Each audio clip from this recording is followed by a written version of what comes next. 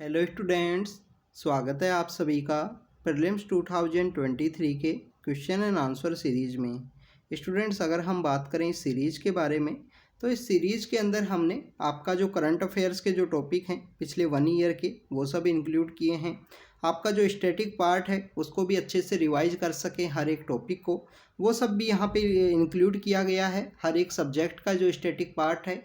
इसके अलावा स्टूडेंट्स, अगर हम बात करें जो प्रीवियस ईयर्स के जो क्वेश्चंस हैं, चाहे वो यूपीएससी के द्वारा हों, चाहे वो यहाँ पे कोई स्टेट पीसीएस के अंदर पूछे गए हों, या यूपीएससी के द्वारा जो कंडक्ट कराए जाते हैं काफ़ी सारे एग्ज़ाम्स, जैसे कि जो सीएपीएफ का है, जो सीडीएस का एग्ज़ाम है, जो एनडीए के कुछ जीएस के क्वेश्चन हैं, या जियो साइंटिस्ट के जो क्वेश्चंस हैं, उन सबको भी यहाँ पे इंक्लूड किया गया है इस पीटी 2023 की क्वेश्चन एंड आंसर सीरीज में। तो स्टूडेंट्स, आप इन सीरीज़ को कंटिन्यू ज़रूर देखना, सभी जो लेक्चर्स हैं उनको बार बार देखना, क्योंकि आप टू थ्री टाइम्स अगर रिवाइज करोगे तो आपको जो एग्जैक्ट जो कोई क्वेश्चन है या कोई टॉपिक है वो आपको याद रह पाएगा। एक बार करने से आपको याद नहीं रहेगा, तो इस वजह से अच्छे से मेहनत करो स्टूडेंट्स। अच्छे से मेहनत करोगे तो आपको जो बेनिफिट है वो ज़रूर से मिलेगा। हो सकता है कि इस टाइम में ना मिले, आगे जाके मिल जाए वो आपको। हो सकता है कि आपके स्टेट पीसीएस के अंदर मिले। तो हमको तो ऑप्टिमिस्टिक रह के अच्छे से हार्डवर्क करना है, जिससे कि हम मैक्सिमम जो बेनिफिट है वो अचीव कर सकें, हमारी जो मेहनत है उसका आने वाले समय के अंदर में। तो इसके अलावा स्टूडेंट्स, अगर हम बात करें कि आप देखिए कि आपको जो एग्ज़ाम पेपर है उसके अंदर आपको जो 100 क्वेश्चंस हैं वो आपको सोल्व करने हैं 2 आवर्स के अंदर में। तो आपको जो टाइम मैनेजमेंट है वो भी करना है। तो कोई अगर सपोज कीजिए कोई क्वेश्चन है वो आपकी अगर पढ़ाई से आते हैं, लगभग 10 से 15 क्वेश्चन है या 20 क्वेश्चंस हैं, वो डायरेक्टली आपकी जो स्टडी है उससे आते हैं, इजी क्वेश्चंस। तो उन क्वेश्चंस को आपको टाइम बाउंड मैनर में आप जब ही सोल्व कर पाओगे, उन क्वेश्चंस को आप जल्दी से जल्दी जब ही सोल्व कर पाओगे जब आपने अच्छे से रिवाइज किया होगा 2-3 टाइम्स। क्योंकि वहाँ पे एग्ज़ाम प्रेशर के अंदर उस टॉपिक के बारे में याद रखना भी काफ़ी ज़्यादा ज़रूरी है। सपोज कीजिए कोई क्वेश्चन है कि हाई जो यहाँ पे हाईएस्ट जो गेटवे है वो कौन से मुगल रूलर के द्वारा बनाया गया था गुजरात के अंदर विक्ट्री के बाद में। और सपोज कीजिए आपने रीड भी किया है कि अकबर के द्वारा बनाया गया गुजरात के अंदर, जब उनकी जीत हुई थी, बुलंद दरवाज़ा जो है उनके द्वारा बनवाया गया। बट अगर वहाँ पे आपको एग्ज़ाम प्रेशर है और आपका लिटिल बिट जो रिकॉल नहीं किया है या रिवाइज नहीं किया है, तो उसकी वजह से हो सकता है कि आप सोचने लगो कि हो सकता है जहांगीर ने बनाया हो, औरंगजेब ने बनाया हो। इस तरीके से भी आप सोच सकते हो। हो सकता है कि आप सोचो कि इनमें नन ऑप्शन है, किसी भी मुगल रूलर के द्वारा ना ही बनाया गया हो। तो ऐसा कुछ भी हो सकता है। अगर आप रिवाइज नहीं करोगे तो एग्ज़ाम पेपर के अंदर आपको अच्छे से याद नहीं रह पाएगा। तो इसलिए इस सीरीज का अगर आपको बेनिफिट लेना है तो 2 से 3 बार ज़रूर से रिवाइज करना। बार बार रिवाइज करोगे तो आपको जो कॉन्सेप्ट हैं, जो चीज़ें हैं वो याद रह पाएंगी। क्योंकि इस सीरीज के अंदर हम काफ़ी सारे ऐसे जो टॉपिक्स हैं उनको भी डिस्कस कर रहे हैं हर एक क्वेश्चन के साथ में। अगर हम बात करें स्टूडेंट्स यहाँ पे आज के फर्स्ट क्वेश्चन के बारे में, तो हमारा फर्स्ट क्वेश्चन है रामसर साइट्स के बारे में। स्टूडेंट्स, रामसर साइट्स का ये क्वेश्चन इसके अंदर पूछा गया है। सबसे पहले तो आपको रामसर साइट्स के बारे में पता होना चाहिए कि एक रामसर कन्वेंशन है जो वेटलैंड्स के प्रोटेक्ट एंड कंजर्व करने के रिगार्डिंग में है। रामसर कन्वेंशन को 2 फरवरी का जो दिन है 1971 के समय में वहाँ पे इसको साइन किया गया था। अगर हम रामसर सिटी की ही बात करें तो कैस्पियन सी के साथ में जो ईरान का एरिया है जो टच करता है, वहीं पे ये सिचुएटेड है रामसर सिटी ईरान के अंदर में। अब आपको यहाँ पे कैस्पियन सी का जो एरिया टच करने वाले जो कंट्रीज़ हैं, जो तारीख उनका निमोनिक है, तुर्कमेनिस्तान, तुर्कमेनिस्तान, अजरबैजान, रसिया, ईरान और कजाकिस्तान। अब स्टूडेंट्स, यहाँ पे आपको ये यहाँ निमोनिक तो आपने याद किया, बट अभी प्रेजेंट समय में जब प्रीलिम्स का पेपर आता है तो उस समय में मार्केट के अंदर ऐसे काफ़ी सारे जो यूट्यूब चैनल्स हैं या काफ़ी सारे जो यहाँ पे मेंटर्स हैं, वो यहाँ पे हर एक चीज़ का जो निमोनिक है वो तैयार करते हैं। तो निमोनिक्स, अगर ये जो याद रखने की जो शॉर्ट ट्रिक्स हैं वो आप अपने बेनिफिट के अकॉर्डिंग कीजिए कि आपको किस तरीके से याद रखना है। अगर आपको कोई करनी है कोई वाटर बॉडी या किसी चीज़ की, बट अगर हम कहें कि सभी चीज़ों का निमोनिक बना लोगे हर एक पेज का, तो फिर यूपीएससी इतना शॉर्टकट टाइप का एग्ज़ाम नहीं है कि आप हर एक चीज़ का निमोनिक बना लोगे या इस तरीके से शॉर्ट तरीके से याद रख लोगे। कुछ ही चीज़ें हैं जहाँ वहाँ पे अप्लाई कर सकते हो। Basically UPSC one of the best exam है। आप ब्यूरोक्रेट बनने वाले हो, इस देश को चलाने के लिए जो सबसे इम्पोर्टेंट पर्सन्स होते हैं, चाहे वो डिस्ट्रिक्ट एडमिनिस्ट्रेशन हो, चाहे वो स्टेट का गवर्नेंस हो, पॉलिसी मेकिंग हो, तो इतना ईजी होता तो हर एक सेलेक्ट हो जाता ना। हर एक को सिलेक्ट यहाँ पे एलिमिनेट ही तो करना है प्रीलिम्स स्टेज के अंदर में, तो इतना ईजी नहीं है। अच्छे से अपनी मेहनत के ऊपर भरोसा रखो। अगर आपने कंप्लीट ईयर हार्डवर्क किया है तो ये जो शॉर्ट ट्रिक है वो कुछ हद तक सही हैं। जैसे वोटर बॉडी हैं, कैसे स्टेट्स का कोई नाम याद रखना है या कोई और कोई ट्रिक है, बट अगर हम कहें कि हर एक जगह यूज़ करेंगे तो वहाँ पे अप्लाई नहीं होगा। अगर हम रामसर साइट्स के बारे में बात करें, ये एक एक्स्ट्रा डिस्कशन हो गया, वैसे होना नहीं चाहिए इस तरीके का इस क्विज के डिस्कशन में। अगर हम बात करें रामसर साइट्स के बारे में स्टूडेंट्स, रामसर साइट्स में आप देखिए उत्तर प्रदेश के अंदर बोला गया है कि highest number of Ramsar sites क्या इंडिया के अंदर उत्तर प्रदेश के अंदर हैं। तो आपको पता होना चाहिए कि उत्तर प्रदेश के अंदर ओनली 10 रामसर साइट्स हैं जो हाईएस्ट नंबर नहीं है, सेकंड हाईएस्ट है। Highest number of Ramsar sites हैं तमिलनाडु के अंदर, वहाँ पे आपको 14 रामसर साइट्स हैं वो देखने के लिए मिलेंगी तमिलनाडु के अंदर में। उत्तर प्रदेश के अंदर जो 10 रामसर साइट्स हैं, अभी रिसेंटली काफ़ी सारी जो वेटलैंड्स हैं उनको रामसर के अंदर रिकॉग्नाइज किया गया है, क्योंकि इंडिया के अंदर जो total number of Ramsar sites हैं वो भी 75 हुई हैं प्रेजेंट समय में। पहले ये संख्या कम हुआ करती थी।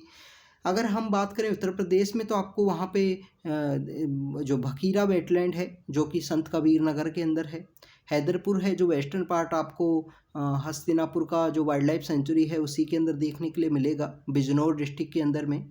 नवाबगंज है जो उन्नाव के अंदर है, बर्ड्स के लिए जाना जाता है। पर्वती है जो गोंडा में है, समन है, समसपुर है, सैंडी है, सरसई है, अपर गंगा है। तो इस तरीके की काफ़ी सारी जो रामसर साइट्स हैं, 10 टोटल रामसर साइट्स हैं। याद रखने का तरीका ये है कि 5 ऐसी रामसर साइट्स हैं जिनका नाम है वो एस के साथ में स्टार्ट होता है।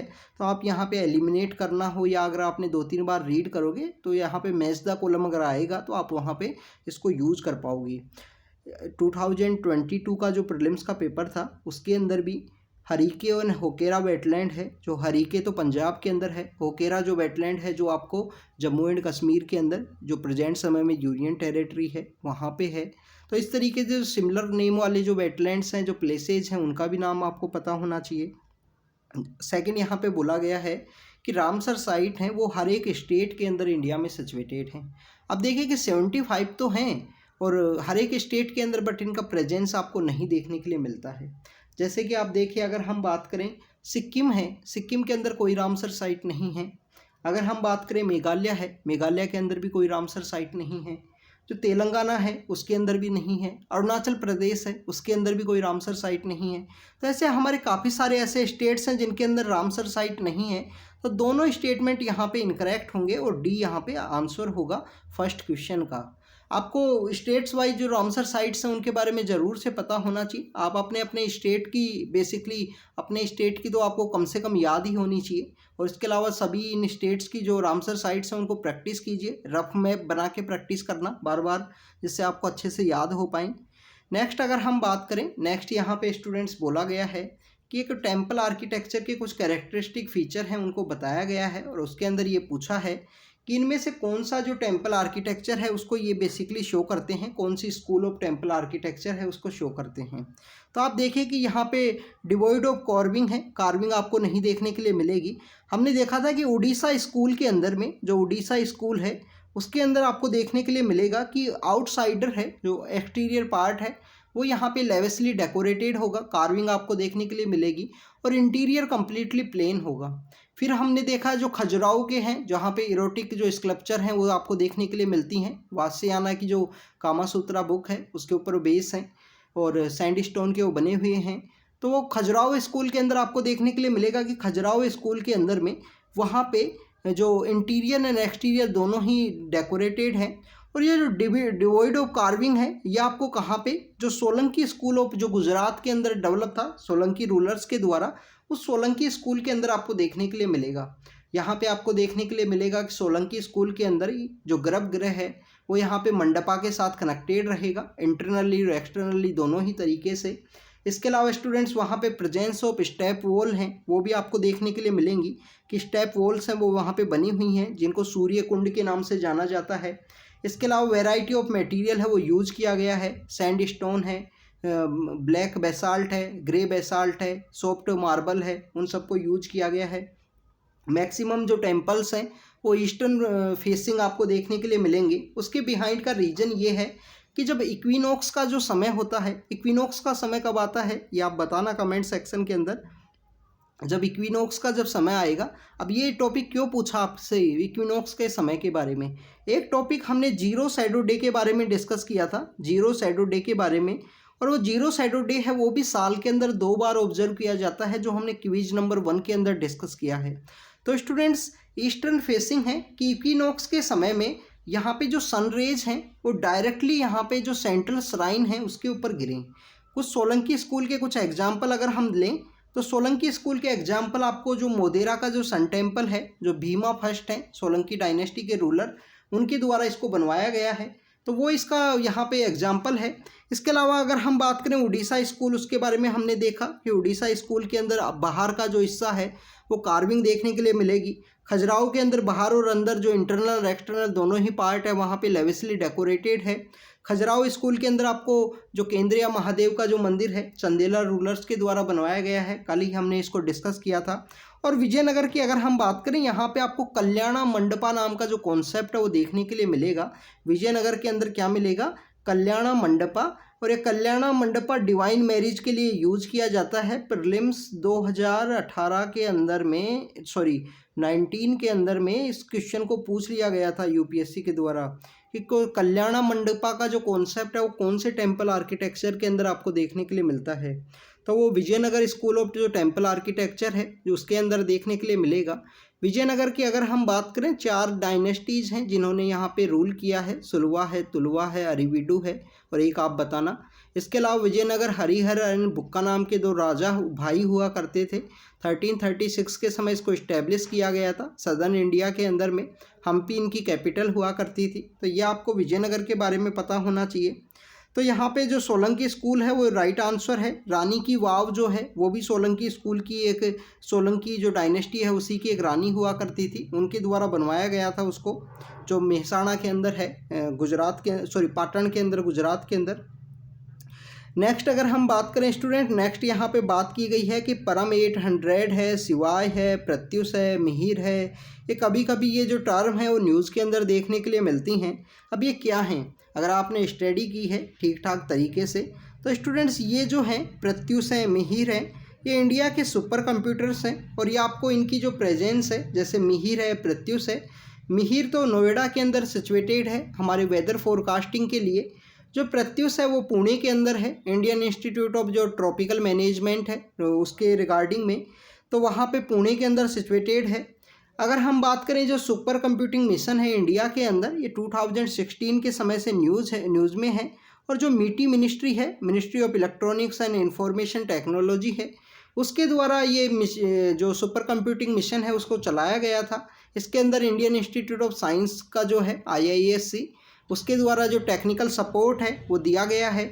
इसके अलावा जो CDAC है वो आपको देखने के लिए मिलता है, जो सेंटर फॉर एडवांस जो कंप्यूटिंग के लिए है, centre for development of advance computing, उसके द्वारा भी यहाँ पे CDAC के द्वारा भी जो सपोर्ट है वो प्रोवाइड किया गया है हमारे सुपर कंप्यूटिंग मिशन को।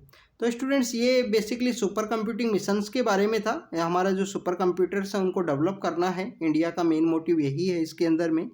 नेक्स्ट अगर हम बात करें, नेक्स्ट यहाँ पे पूछा गया है कि बताया गया है कि कुछ महिलाएं हैं, ये इनका ये नाम है, क्या ये हमारी कॉन्स्टिट्यूशन असेंबली है उससे रिलेटेड हैं। तो स्टूडेंट्स ये जो क्वेश्चन है इसको हमने काफ़ी बार डिस्कस किया है, हमारे मेंटरशिप बैच के अंदर भी इससे रिलेटेड जो आंसर्स है वो लिखवाए गए थे। अगर हम बात करें, टोटल 15 वुमेन्स हुआ करती थी हमारी कॉन्स्टिट्यूशन असेंबली के अंदर में।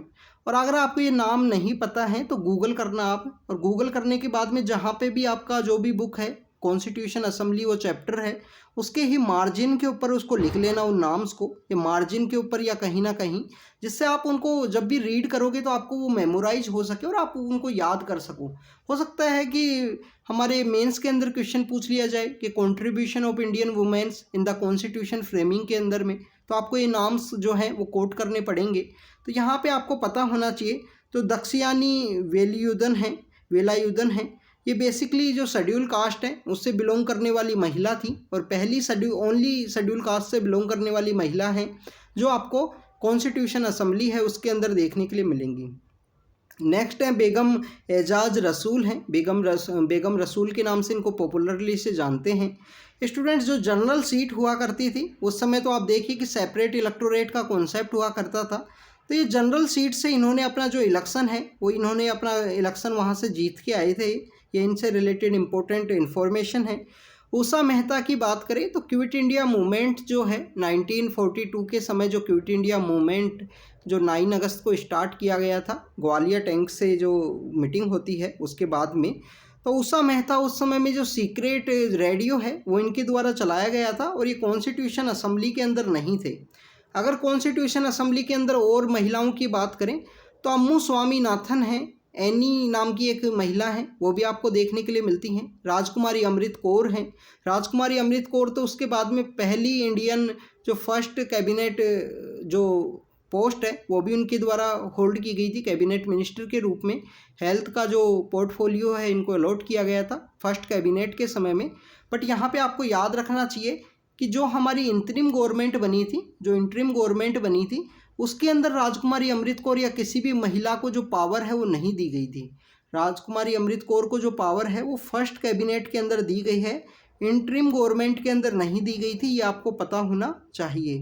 तो स्टूडेंट्स यहाँ पे 1-2 है राइट आंसर, वो है बी। अगर हम बात करें नेक्स्ट क्वेश्चन के बारे में, नेक्स्ट क्वेश्चन पूछा गया है कि जो इंडियन फ्रीडम का जो फ्लैग है who was the designer of flag of, sorry students यहाँ पे ऑफ आएगा, फ्लैग ऑफ इंडियन इंडिपेंडेंस का जो यहाँ पे फ्लैग है उसके डिजाइनर कौन थे उसके बारे में पूछा गया है। तो आपको यहाँ पे एक इन्फॉर्मेशन होनी चाहिए कि जो हमारे पिंगाली वेंकैया हैं वो हमारे नेशनल जो फ्लैग है उसके डिजाइनर हुआ करते थे, जिनका रिसेंटली हमारे ऑनरेबल प्राइम मिनिस्टर ने मन की बात जो प्रोग्राम है उसके अंदर भी इनका नाम मेंशन किया था। अगस्त मंथ की जो मन की बात है, जो पिंगाली वेंकैया हैं उनके द्वारा हमारा जो नेशनल जो फ्लैग है उसको डिज़ाइन किया गया था। और नेशनल फ्लैग को हमारी कॉन्स्टिट्यूशन असेंबली के द्वारा कब अडोप्ट किया गया, अगर हम बात करें नेशनल फ्लैग के बारे में, तो जो 2 जुलाई का जो दिन है, 2 जुलाई का जो दिन है 1947 के समय में हमारी कॉन्स्टिट्यूशन असेंबली ने जो तिरंगा है उसको अडोप्ट किया है। अगर हम राइट आंसर की बात करें कि इंडियन इंडिपेंडेंस का जो फ्लैग है वो मैडम बीकाजी कामा और इसके अलावा जो श्यामजी कृष्ण वर्मा हैं इंडियन हाउस के, उनके द्वारा, दोनों के द्वारा इसको डिज़ाइन किया गया था। मैडम बीकाजी कामा जिनको मदर ऑफ इंडियन रिवॉल्यूशनरीज के नाम से जाना जाता है, उनके द्वारा इस नेशनल फ्लैग को वहाँ पे होस्ट किया गया। कहाँ पे इस नेशनल फ्लैग को इनके द्वारा लहराया गया था, तो वो वहाँ पे इंटरनेशनल सोशलिस्ट कॉन्फ्रेंस है जो जर्मनी के अंदर एक शहर है वहाँ पे ऑर्गेनाइज हुई थी 1907 के समय में, 1907 का जो समय है उस समय में।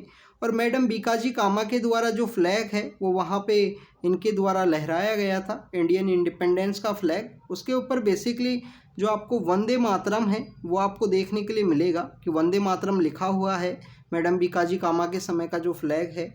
सरोजनी नायडू की अगर हम बात करें तो पहली इंडियन वुमेन है जिनके द्वारा कांग्रेस सेशन है उसको यहाँ पे प्रिसाइड किया गया था। पहली महिला अगर हम बात करें कि वो कौन है जिनके द्वारा जो यहाँ पे होम रूल मूवमेंट से रिलेटेड हैं, आप कमेंट सेक्शन के अंदर बताना उनका नाम, कि पहली महिला जिन्होंने कांग्रेस सेशन को प्रिसाइड किया था। एड्रेस करने वाली तो कादम्बिनी गांगुली हैं जो 1890 के समय आपको देखने के लिए मिलेंगी। और बी.एन. राव की अगर हम बात करें, बी.एन. राव बेसिकली हमारे कॉन्स्टिट्यूशन असेंबली के कॉन्स्टिट्यूशनल एडवाइज़र हुआ करते थे। इनको कॉन्स्टिट्यूशनल एडवाइज़र है वो अपॉइंट किया गया था कॉन्स्टिट्यूशन असेंबली का। तो स्टूडेंट्स ये बेसिकली कुछ इन्फॉर्मेशन है। इंडियन हाउस के बारे में भी आप रीड करना, श्यामजी कृष्ण वर्मा और मैडम बीकाजी कामा का क्या वहाँ पे इम्पोर्टेंस है, कैसे जो जर्मनी है, जो पेरिस है, वहाँ से ये लोग मूवमेंट को चलाया करते थे, रिवॉल्यूशनरी एक्टिविटीज़ को। काफ़ी सारे जो एसोसिएशन है, ऑर्गेनाइजेशन है, वो आपको देखने के लिए मिलते हैं बाहर भी, फॉरेन लैंड से भी। अगर हम बात करें फ्लैग के बारे में, यहाँ पे फ्लैग के बारे में बात की गई है, तो हम 2-3 बात और डिस्कस करेंगे। आप देखिए कि रिसेंटली हमारा जो इंडिपेंडेंस डे था उस समय में हमारी गवर्नमेंट के द्वारा हर घर तिरंगा का एक कॉन्सेप्ट है। तो हर घर तिरंगा का जो कॉन्सेप्ट है, जो इनिशिएटिव है, वो लॉन्च किया गया था कि हर घर में जो तिरंगा है वो आपको लगाना है हमारे इंडिपेंडेंस के जो 75 ईयर्स पे। तो हर घर तिरंगा इस कॉन्सेप्ट के अंदर आपको देखिए कि हमारा जो यहाँ पे फ्लैग कोड है उसे भी चेंज किया गया कि रात के समय आप जो तिरंगा है वो भी यहाँ पे घर के अंदर लगा सकते हो, लहरा सकते हो। इसके अलावा आपको फ्लैग के बारे में पता होना चाहिए कि 2:3:2 है उसकी जो साइज है उसका ये बना होना चाहिए। और हर घर तिरंगा कॉन्सेप्ट के ही थ्रू जो तिरंगा है, पहले आपको घर के ऊपर जो होस्ट करने की जो आज़ादी है वो नहीं हुआ करती थी, बट हमारे एक पॉलिटिकल पार्टी है और एक इंडस्ट्रियलिस्ट फैमिली है, उससे रिलेटेड एक पर्सन है नवीन जिंदल, जो हरियाणा से बिलोंग करते हैं। तो वो नवीन जिंदल जो हैं उनके द्वारा एक केस है वो किया गया था। तो ऑनरेबल सुप्रीम कोर्ट के द्वारा भी माना गया था कि आप अपना फ्लैग है उसको होस्ट कर सकते हो। एक इंडियन जो सिटीजन है उसकी यहाँ पे कॉन्स्टिट्यूशन एक फंडामेंटल राइट भी है। आर्टिकल जो 19 है उसके अंडर में इसको पावर माना था कि इंडियन सिटीजन के पास ये पावर है कि वो अपना जो फ्लैग है उसको यहाँ पे होस्ट कर सकते हैं घर के ऊपर में। बट उसके कुछ रूल्स थे कि उसको आपको जो शाम से पहले उतारना है। अभी रिसेंटली जो फ्लैग है, फ्लैग कोड है, उसके अंदर में ये अमेंडमेंट किया गया था। नेक्स्ट अगर हम बात करें स्टूडेंट्स, नेक्स्ट हमारा जो क्वेश्चन है वो ये है कि जो हमारी इंडियन स्टैंडर्ड टाइम लाइन है 82.5 वो कहाँ से पास होती है।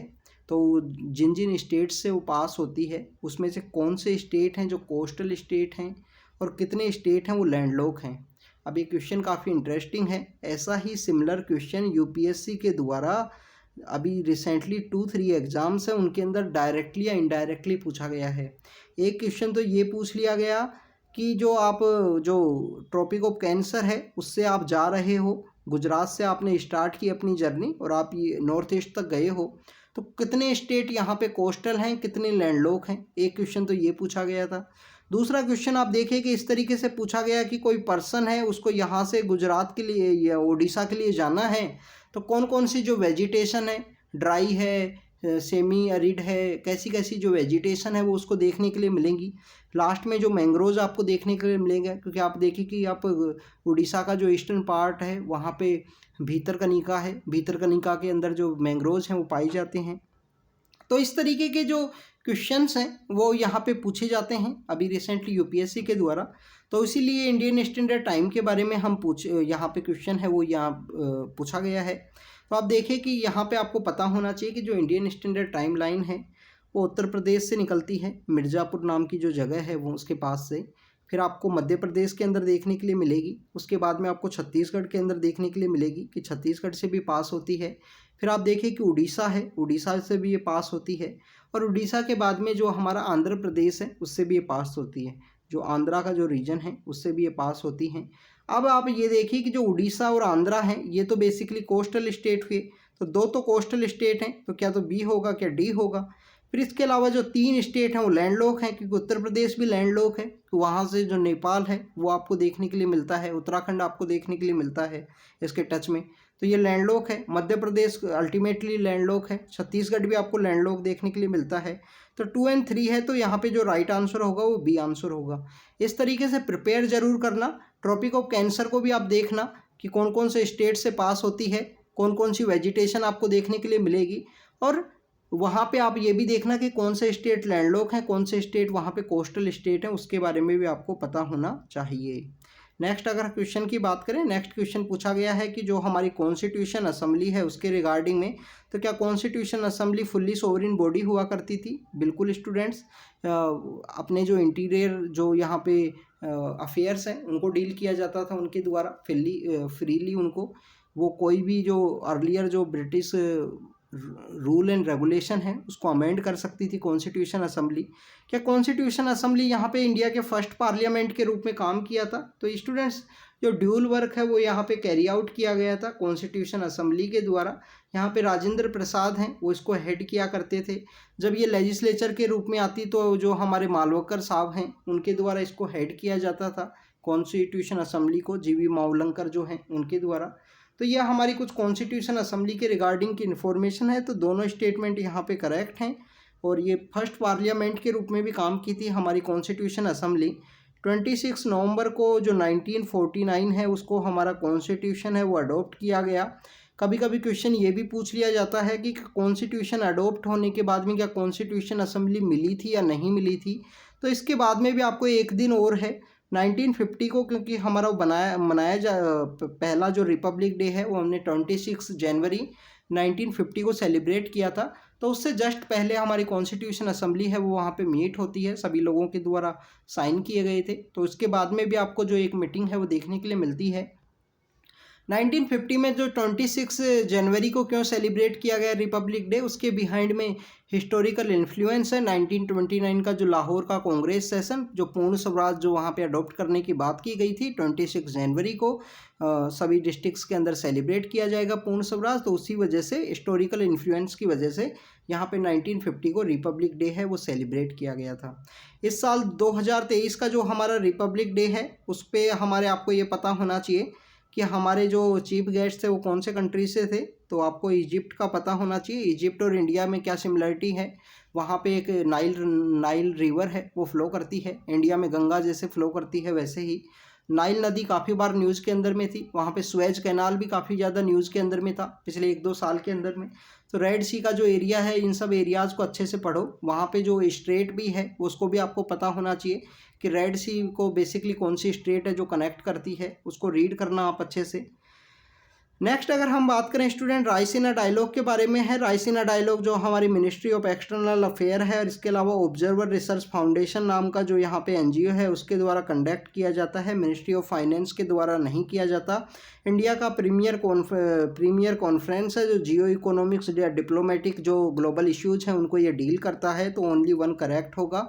अब रायसीना डायलॉग हमने काफ़ी बार देखा होगा। रायसीना की वो पहाड़ियाँ हैं जहाँ पे हमारा जो पावर हाउस है, जो हमारा basically north block and south block हैं सिचुएटेड हैं, पीएमओ सिचुएटेड है। रायसीना डायलॉग अगर हम बात करें कि किस पे बेस है, तो यहाँ पे सिंगापुर के अंदर एक डायलॉग होता था सेंग्रीला डायलॉग, उसी के ऊपर कम्प्लीटली बेस है। 2016 से इसको स्टार्ट किया गया रायसीना डायलॉग को। Observer research foundation and ministry of external affair जो है उसके द्वारा इसको चलाया गया है। इंडिया के अंदर एक जियो इकोनॉमिक्स को डील करने वाला ये कॉन्फ्रेंस है। नेक्स्ट अगर हम बात करें, नेक्स्ट यहाँ पे रिक्लाइनिंग बुद्धा के बारे में है। रिक्लाइनिंग बुद्धा अभी रिसेंटली न्यूज़ के अंदर इस वजह से भी थे 2021 के समय में जो रिक्लाइनिंग बुद्धा का एक जो स्टैचू है वो यहाँ पे बनाया गया था कि भगवान बुद्ध आराम कर रहे हैं, अपना जो हाथ लगा के सिर के जो एक तकिए के रूप में उन्होंने हाथ लगाया है और वो कम्प्लीटली आराम की मुद्रा के अंदर हैं। अगर रिक्लाइनिंग बुद्धा के इस पोस्चर के बारे में बात करें तो ये शो करता है कि जो भगवान बुद्ध हैं वो यहाँ पे इल हैं, बीमार हैं, और यहाँ पे जो महापरिनिर्वाण का जो कॉन्सेप्ट है उसका पास है, महापरिनिर्वाण का जो इवेंट है उसके वो पास हैं। तो इस वजह से ये जो रिक्लाइनिंग बुद्धा है, इस जो पोस्चर है वो ये शो करता है बेसिकली। रिक्लाइनिंग बुद्धा की अगर हम बात करें जो कहाँ पे मिलता है, तो आपको अजंता केव्स के अंदर भी आपको देखने के लिए मिलेगा। वहाँ पे भी आपको जो रिक्लाइनिंग बुद्धा हैं उनकी जो स्टैचू है वो देखी जा सकती है। अजंता जो कि वाघोरा नदी के ऊपर सिचुएटेड हैं। कल हमने एलोरा के बारे में डिस्कस किया था। इवन जो भगवान बुद्ध ने जो महापरिनिर्वाण अचीव किया था वो कौन सी जगह है, तो खुशीनगर नाम की जगह है, वहाँ पे इसको देखने के लिए मिलता है। जो खुशीनगर है, भगवान बुद्ध से रिलेटेड जो इवेंट्स हैं उनके बारे में आपको पता होना चाहिए स्टूडेंट्स। और आप यहाँ पे आपके लिए एक होमवर्क और है।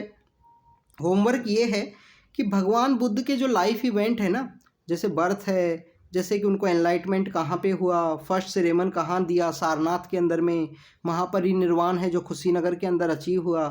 तो ये जो भगवान बुद्ध के जो इवेंट्स हैं ये कौन कौन से जो महाजनपद हैं उनके अंदर में गिरते थे ये एरिया, इस तरीके से भी आप डिस्कस करना, रीड करना, कोशिश करना कि इस तरीके से आप रीड करो जिससे कि जो महाजनपद हैं वो भी आपको याद होंगे और आपको जो लाइफ रिलेटेड जो इवेंट्स हैं वो भी आपको याद होंगे कि कौन कौन से महाजनपद हैं जिनके अंदर भगवान बुद्ध का जो लाइफ इवेंट्स हैं वो रिलेटेड हैं।